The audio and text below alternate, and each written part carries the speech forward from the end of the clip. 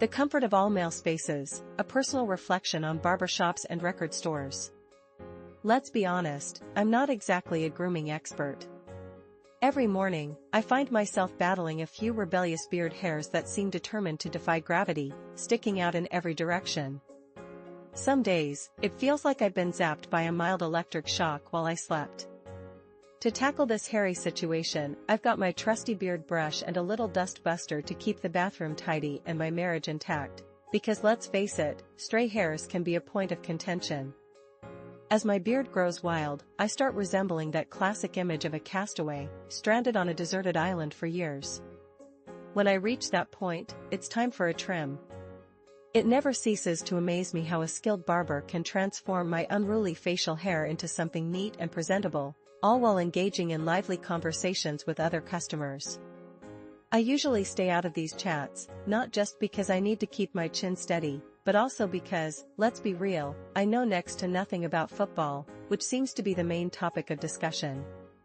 Thankfully, no barber has ever asked me about it. I must give off some sort of non-football vibe. Barber shops are undeniably male spaces. While football serves as a common language for banter and deeper discussions, it also provides a sense of comfort for clients. After all, sitting in that chair, vulnerable with sharp tools in the hands of another man, can be a bit daunting. It's a moment where men reveal their thoughts about their appearance, how they want their hair or beard to look to the outside world. In many other situations, discussing such personal topics might make some men feel uneasy. Interestingly, barber shops remind me of record stores. I'm not talking about the big chain stores that sell overpriced vinyl and trendy merchandise, but rather the small, independent shops filled with second-hand treasures, where you can trust that the records are in good condition. I've made it a habit to seek out these gems in every town I visit for work, and I've compiled a list of my favorites. These record shops, too, are predominantly male spaces. The owners might argue that their clientele is diverse, and they're not wrong.